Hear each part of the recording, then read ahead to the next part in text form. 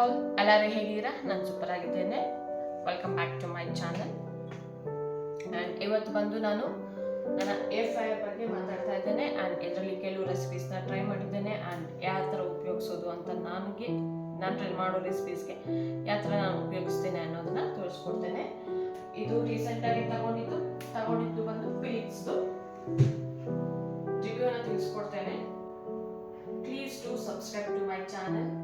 ಯಾರೆಲ್ಲ ವಿಡಿಯೋಸ್ ನೋಡ್ತಾ ಇದ್ದೀರಾ, ನಿಮಗೆ ಕಂಟೆಂಟ್ ಇಷ್ಟ ಆಗ್ತಾ ಇದೆ ಅಂದರೆ ಪ್ಲೀಸ್ ಡೂ ಸಬ್ಸ್ಕ್ರೈಬ್. ತುಂಬಾನೇ ಸಪೋರ್ಟ್ ಬೇಕಿದೆ ನನಗೆ. ಆ್ಯಂಡ್ ಇದನ್ನ ನಾನು ಪರ್ಚೇಸ್ ಮಾಡಿದ್ದು ಬಂದು ಫ್ಲಿಪ್ಕಾರ್ಟಲ್ಲಿ. ಓಪನ್ ಬಾಕ್ಸ್ ಡೆಲಿವರಿ ಆಪ್ಷನ್ ಇದೆಯಲ್ಲ ಈಗ, ಸೊ ನಾನು ಬಾಕ್ಸ್ ಓಪನ್ ಮಾಡಲಿಲ್ಲ, ಸೊ ಅನ್ಬಾಕ್ಸಿಂಗ್ ವಿಡಿಯೋ ಮಾಡ್ಕೊಡ್ಲಿಲ್ಲ. ನಾನು ಇದನ್ನ ಅವರೇ ಓಪನ್ ಮಾಡಿದ್ರು, ಸೊ ಇನ್ನೇನು ಎಕ್ಸ್ಟ್ರಾ ಓಪನ್ ಮಾಡೋದು ಅಂತ ನಾನು ಹಾಗೆ ತಗೊಂಡು ಜಸ್ಟ್ ಚೆಕ್ ಮಾಡಿದ್ದೆ ಅಷ್ಟೇ. And it's all working fine. ಇದನ್ನ ಯೂಸ್ ಮಾಡೋಕ್ಕೂ ಮುಂಚೆ ಒಂದ್ಸರಿ ಜಸ್ಟ್ ಸೋಪ್ ವಾಟರಲ್ಲಿ ವಾಶ್ ಕೊಟ್ಟೆ ಅಷ್ಟೇ. ಇದನ್ನ ಸೋಪ್ ವಾಟರಲ್ಲಿ ವಾಶ್ ಕೊಟ್ಟೆ. And it's all working fine. And ಬನ್ನಿ ಇದರ ಲುಕ್ ಹೇಗಿದೆ ಅಂತ ತೋರಿಸ್ಕೊಡ್ತೇನೆ. ಫಸ್ಟ್ ಬಂದು ಹ್ಯಾಂಡಲ್ ಇದೆ, ಈಸಿ ಟು ಹ್ಯಾಂಡಲ್, ವೆಯ್ಟ್ ಏನಿರಲ್ಲ, ಲೈಟ್ ವೆಯ್ಟ್ ಎಲ್ಲ ಇರುತ್ತೆ.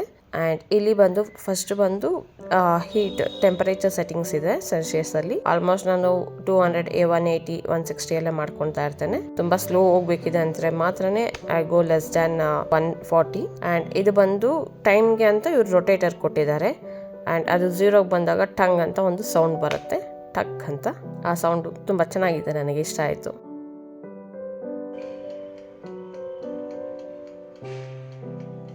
ಕೇಳಿಸ್ತಲ್ಲ, ಇದು ಟೈಮರ್ ಥರ ಓಡ್ತಾ ಇರುತ್ತೆ. ಆ್ಯಂಡ್ ಲಾಸ್ಟಲ್ಲಿ 0 ಬಂದಾಗ ಸೌಂಡ್ ಅಂತೂ ಚೆನ್ನಾಗಿರುತ್ತೆ, ಕೇಳಿಸ್ತೇನೆ ಒಂದ್ಸರಿ. ಆ್ಯಂಡ್ ನಾನು ಈ ಏರ್ ಫ್ರೈಯರ್ ತಗೊಂಡು ಫ್ಲಿಪ್ಕಾರ್ಟಲ್ಲಿ ಆಗ ಮೆನ್ಷನ್ ಮಾಡ್ದಂಗೆ. ಆ್ಯಂಡ್ ಇದರ ಮಾಡೆಲ್ ಬಂದು NA130. ಆ್ಯಂಡ್ ಇದು ಕೆಪಾಸಿಟಿ ಟೆಂಪರೇಚರ್ ಬಂದು 80 to 200 ಡಿಗ್ರಿ ಸೆಲ್ಸಿಯಸ್ವರೆಗೂ ಇರುತ್ತೆ.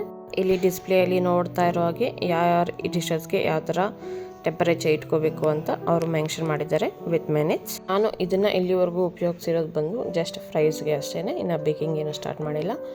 ಬನಾನಾ ಕೇಕ್ ಮಾಡೋಣ ಅಂತ ಅಂದ್ಕೊಂಡಿದ್ದೆ 2 ಟೈಮ್ಸ್ನು, ಬಟ್ ಅದಾಗಿಲ್ಲ.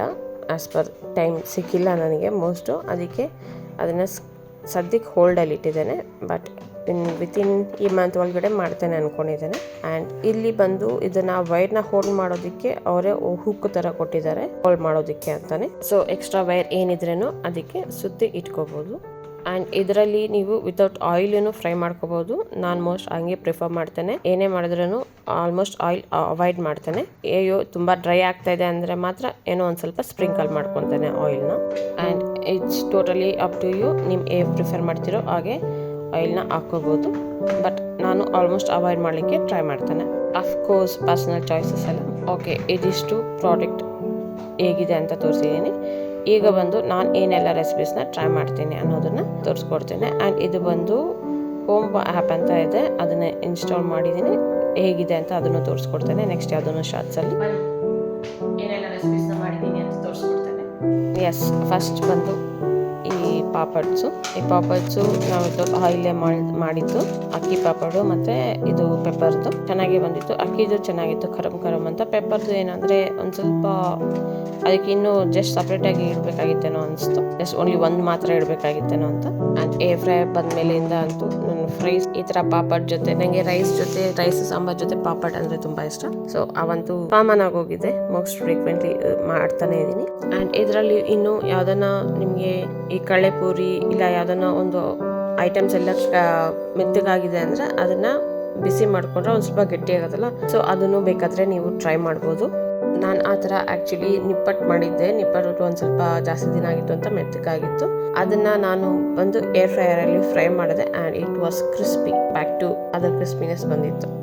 ಆ್ಯಂಡ್ ನೀವು ಇದರಲ್ಲಿ ಏನಾದರೂ ಹುರ್ಕೋಬೇಕಂತಿದ್ರೂ ಹುರ್ಕೋಬೋದು. ಜಸ್ಟ್ ಇದರಲ್ಲಿ ಒಂದು ಸ್ಟೀಲ್ ಪ್ಲೇಟೋ ಬಟ್ಲೋ ಇಟ್ರೇನೋ ಈವನಾಗಿ ಸ್ಪ್ರೆಡ್ ಮಾಡಿ, ಏನು ಹುರ್ಕೋಬೇಕು ಅಂತಿದ್ದೀರೋ ಅದನ್ನು ಈವನಾಗಿ ಸ್ಪ್ರೆಡ್ ಮಾಡಾದ್ಮೇಲೆ ಟೆಂಪರೇಚರ್ ಆಲ್ಮೋಸ್ಟ್ ನಾನು 180ಗೆ ಸೆಟ್ ಮಾಡಿರ್ತೇನೆ ಫಾರ್ 10 ಮಿನಿಟ್ಸ್. ಆ್ಯಂಡ್ ಅದನ್ನು ನಾನು ಚೆಕ್ ಮಾಡ್ತಾ ಇರ್ತೇನೆ ವೆದರ್ ಅದು ಬಿಸಿ ಆಗಿದೆಯಾ, ಕೆಂಪು ಟರ್ನ್ ಆಗಿದೆಯಾ ಇಲ್ಲ ಅಂತ ಚೆಕ್ ಮಾಡಿ ಇಡ್ತಾ ಇರ್ತೇನೆ. ಬಟ್ ಆಲ್ಮೋಸ್ಟ್ ಒಂದು 5 ಮಿನಿಟ್ಸ್ ಅಂತೂ ಟಚ್ ಮಾಡಲ್ಲ. 5 ಮಿನಿಟ್ಸ್ ಆಗಿದೆ, ಸ್ಮೆಲ್ ಬರುತ್ತೆ. ಆ್ಯಕ್ಚುಲಿ ಸ್ಮೆಲ್ ಬಿಸಿ ಸ್ಟಾರ್ಟ್ ಆಗಿದೆ ಅಂದರೆ ಸ್ಮೆಲ್ ಬರೋಕ್ಕೆ ಸ್ಟಾರ್ಟ್ ಆಗುತ್ತೆ. ಸೊ ನೋಡ್ಕೊಳ್ಳಿ ನೀವು. ಆ್ಯಂಡ್ ನಿಮಗೆ ಆಯಿಲ್ ಸ್ಪ್ರೇ ಮಾಡ್ಕೋಬೇಕಿದೆ ಅಂದ್ರೂ ಸ್ಟಾರ್ಟಿಂಗಲ್ಲಿ ಸ್ಪ್ರೇ ಮಾಡಿಕೊಂಡು ಮಿಕ್ಸ್ ಮಾಡ್ಕೊಳ್ಳಿ. ತರಕಾರಿ ಏನೇನೋ ರೋಸ್ಟ್ ಮಾಡ್ಕೊತಾ ಇದ್ರೆ ತರಕಾರಿ, ಇಲ್ಲ ಅಂತ ಹೇಳಿದ್ರೆ ಏನು ಮಾಡ್ಕೊತಾ ಇದ್ರೆ ಅದನ್ನು.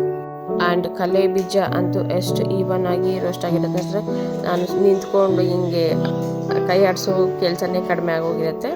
ಆ ರೇಂಜಗಂತೂ ರೋಸ್ಟ್ ಆಗಿರುತ್ತೆ. ತುಂಬ ಚೆನ್ನಾಗೂ ಇರುತ್ತೆ, ಈವನ್ನಾಗಿ ರೋಸ್ಟ್ ಆಗಿರುತ್ತೆ, ಯಾವುದೂ ರೋಸ್ಟೆಡ್ ಇರಲ್ಲ. ಆ್ಯಂಡ್ ನೆಕ್ಸ್ಟ್ ಬಂದು ಬೆಂಡೆಕಾಯಿ, ಹಾಗಲಕಾಯಿ ಇವನ್ನು ಅಷ್ಟೇ ನಾನು ಇದರಲ್ಲೇ ರೋಸ್ಟ್ ಫ್ರೈ ಮಾಡ್ಕೊತಾ ಇದ್ದೇನೆ. ಇದಕ್ಕೆ ಬೆಂಡೆಕಾಯಿಗೆ ಒಂದು ಸ್ವಲ್ಪ ಆಯಿಲ್ ಹಾಕ್ಕೊಳ್ಳಿ. ಈವನ್ ನಾನು ಯೂಸ್ ಮಾಡಿದ್ದು ಬೆಂಡೆಕಾಯಿಗೆ ಒಂದು ಸ್ವಲ್ಪ ಆಯಿಲ್ ಹಾಕಿದ್ದೆ. ಬೆಂಡೆಕಾಯಿಗೆ ಸ್ವಲ್ಪ ಆದರೆ ಸಾಕು, ಹಾಗಲಕಾಯಿಗೆ ಒಂದು ಸ್ವಲ್ಪ ಜಾಸ್ತಿನೇ ಬೇಕಾಗುತ್ತೆ. ಆ್ಯಂಡ್ ಇದಂತೂ ಇಟ್ಸ್ ಲೈಕ್ ಬೆಂಡೆಕಾಯಿನ ಇಲ್ಲ ಹಾಗಲಕಾಯಿನ ಕಟ್ ಮಾಡಿಟ್ಟು ಏರ್ ಫ್ರೈಯರಲ್ಲಿ ರೋಸ್ಟ್ ಮಾಡ್ಕೊತ ಜೊತೆಗೆ ಸೈಡಲ್ಲಿ ತರಕಾರಿ ಕಟ್ ಮಾಡ್ಕೊಂಡು ಒಗ್ಗರಣೆ ಹಾಕೊಳ್ಳೋಷ್ಟೊಳಗಡೆ ಇದು ರೆಡಿ ಆಗುತ್ತೆ. ಒಗ್ಗರಣೆ ಹಾಕಿದ್ಮೇಲೆ ಅದನ್ನು ಡೈರೆಕ್ಟಾಗಿ ಬಾಣಲಿಗೆ ಹಾಕಿದ್ರೆ ಮುಗೀತು. Done your task. ವಿತಿನ್ ಆ ಬೆಂಡೆಕಾಯಿ ರೋಸ್ಟ್ ಮಾಡ್ಕೊಳ್ಳೋ ಕೆಲಸನೇ ಎಷ್ಟೊಂದು ದೊಡ್ಡದಾಗಿರುತ್ತೆ. ಏರ್ ಫ್ರೈಯರ್ ವಿತಿನ್ ಮಿನಿಟ್ಸಲ್ಲಿ ಮಾಡುತ್ತೆ.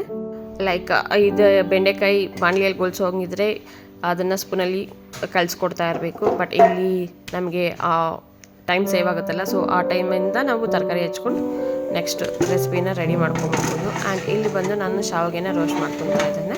ಆ್ಯಂಡ್ ಈವನ್ ಕಟ್ಲೆಟ್ ಸಹ ಇದರಲ್ಲಿ ಇಟ್ಟು ಜಸ್ಟ್ ಬಿಸಿ ಮಾಡ್ಕೋಬೋದು. ಈವನ್ ಅದು ಚೆನ್ನಾಗಿರುತ್ತೆ. ಆ್ಯಂಡ್ ಇಲ್ಲಿ ನೋಡಿ ಶಾವಿಗೆ ಎಷ್ಟು ಚೆನ್ನಾಗಾಗಿದೆ ಅಂತ.